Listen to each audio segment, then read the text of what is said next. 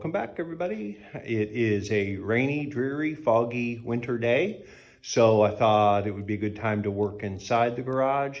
I'm going to work on wiring the panel, running wires to the outlets. I'll kind of show you where I'm at on the project right now. First thing I did is I just kind of went around, mounted all the boxes where I would need them. This is a double gang box here, one for the outside light, one for the inside light when you come in the door. Then I just kind of went around and put boxes wherever I thought I might need them. I always like to put plenty in, so every 8 or so feet I got a box. I'm mounting these up a little higher because they're in a garage. I figured they will often be like behind a workbench, you know, up above a workbench. So I'm mounting them at 42 inches to the bottom. I'm thinking my workbenches will be somewhere around 38 inches. That's a nice height for me. Depending on how tall you are or what you're using them for, different heights might work better. But I just kind of went around. I know it's a mess in here. I'm trying to work around it, but try to put boxes wherever I thought they might come in handy. And there, I'd rather have too many than not enough. I'm also putting some boxes like over here in the restroom. When you come in the door is going to swing to the right. So on this side, I'm going to put a switch for coming in the door to turn on the light and probably a ground fault outlet here because eventually there'll be a little vanity sitting right here. Also, I mounted, kind of hard to see behind my water trough here, but I mounted a box down here near the floor for the wire going to the well because the pressure tank's going to sit right there eventually. That outlet I went ahead and put down low.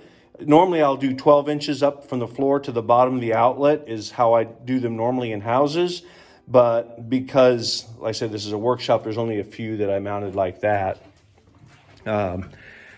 Eventually, I would like to have a wood stove in here, which will sit kind of right here on the floor, and I will go out right through the roof up there. So I did put an outlet down near the floor over here, thinking I might want to run a fan or something for the wood stove to circulate the heat. Other than that, most of them are mounted up high. If I were you, if you're running power for a workshop, it doesn't cost that much extra per outlet. It's better to have more than not enough. This outlet right here is going to be a 220 outlet because I do have a table saw and it runs on 220. So this outlet's going to be 220 and it's very convenient, close to the panel. So I don't have to run the expensive wire a long ways. I'm also going to make, I believe this one here, 220, probably a like a 40 amp for like a dryer outlet. Not that I would ever have a dryer here, but you never know if you're going to run something larger, or eventually someone may have to charge their electric car in here. I would definitely suggest anymore if you're building a garage or finishing a garage out attached to your house, I would go ahead and figure putting a 40 amp 50 amp outlet in case you or the next person ever decides that they're going to have an electric car. I don't plan on ever having one. I don't think for me it would work real good, but you know, that's kind of where we're headed, I believe, is a lot of vehicles being electric. So it's good to have one in. It's a lot easier to add it now than later.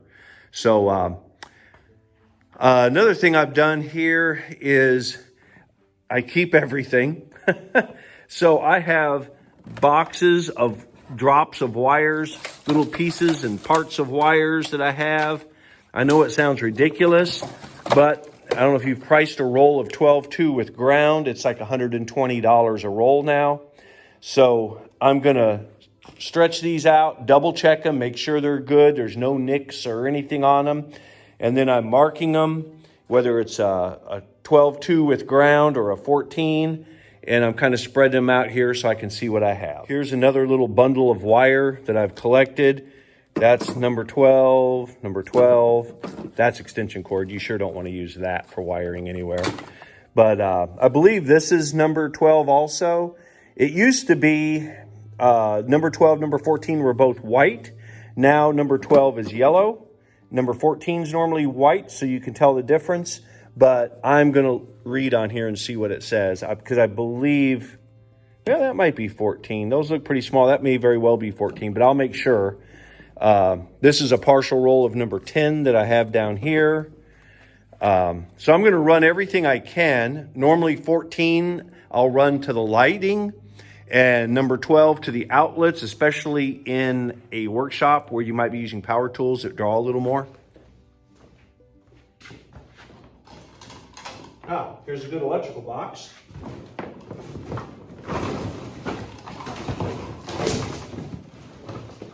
So look what I found. That's at least 3/4 of a roll of, looks like 12/2, 14/3. So 14/3 I would use for lighting or for 3-way switches also. And there's most of a roll right there. So bingo, save some money there. And looks like a bunch of electrical boxes. I wish I'd known where these were before. Plus, my father-in-law also gave me some metal boxes, which I may use in certain places also. So, always pays to save. Whatever doesn't get used can be scrapped as copper also. See, I ran the number 10 there for the 220 Romex connector in there. I always leave plenty of wire, enough to go to any breaker. And then I will strip this eventually. Right now, I'll mark on the wire what it goes to, because you will forget. And I will eventually strip that wire, but leave enough wire in the box to go basically to any breaker I need to go to. That way, if I ever need to move a breaker or move a wire, I can. It's not like the wire comes right up and goes to the very first breaker and that's all there's room for. I always leave enough to go anywhere. Also, of course, this breaker box is powered down. There's no power here at all. It's shut off outside. Even the main breaker here, there's no power coming in. That's by far the safest way of doing it. But anyway, that's basically what I'll do is I'll run. This was a nice short run, 220, number 10. And then I'll just continue putting the Romex connectors in, running the different wire to the different outlet boxes as we go. I always try to drill the holes near the center of the stud, just so when you're hanging sheetrock, you don't put a nail through the wire. If it's too close to the edge, you can put a nail through it. If you have to be close to the edge, there are metal plates. Most people probably know this. I'm probably over-explaining it. But there are metal plates that you can put out here to keep you from driving a nail through it. So I'll go to that outlet. I'll go to this outlet. This one, no. But this one I'll go to. And then I'll come up here and I drilled a hole through these, being careful not to hit my plumbing pipe over here. And then here, around the corner. That'll give me power for this switch box here.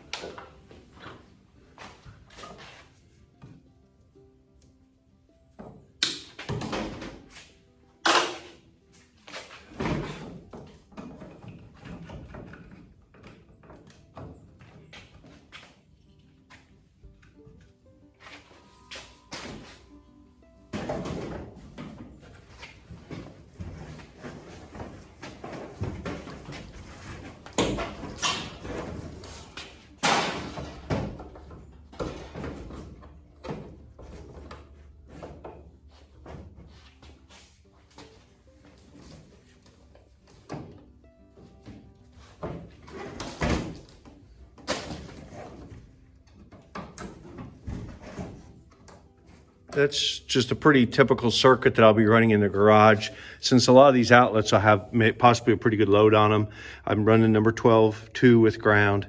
I've got an outlet here, an outlet here that are both at workbench height. And then this is number 14 wire that I'm running up because I did put a few outlets up on the ceiling for attaching shop lights to, so they're not going to be drawing much power up there, so I'm using 14 on those. And so then I ran it over to here to, let's see, which one is it? This one here. It's this one here to the panel, and once again I left plenty of wire that I could reach anywhere in the panel.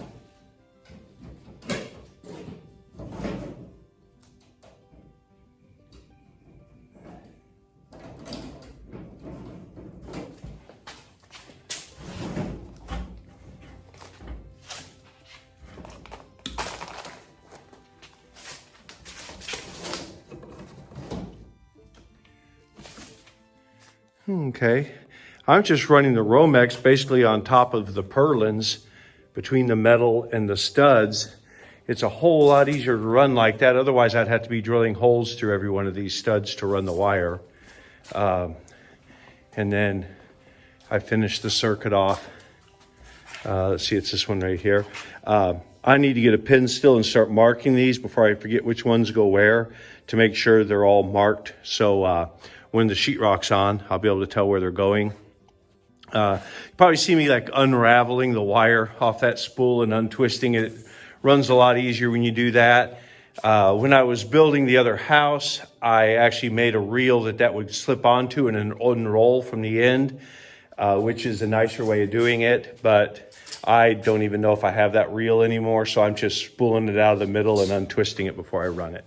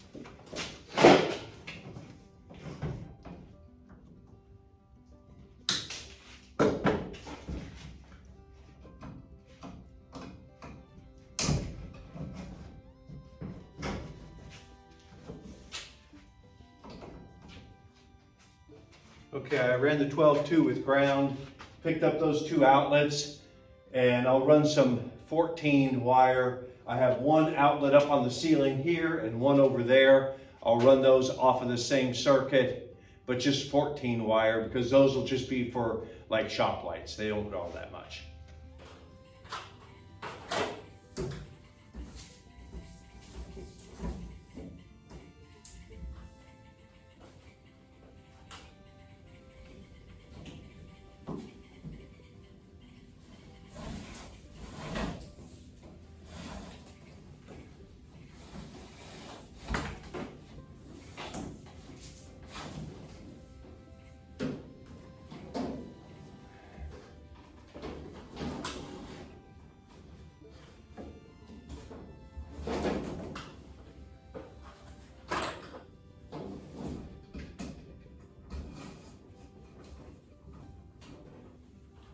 Well, everybody, I think that about wraps it up for this week. I know it was a little bit short, but I just kind of wanted to catch you up on where we are on our garage build. Probably next week, we should be able to finish up the wiring. And also, there's still a few outdoor details to finish, like the soffit fascia and the corners. So I'm kind of hoping for a better day to do those items. But anyway, until then, I hope you all have a good one, and I hope to see you down the trail.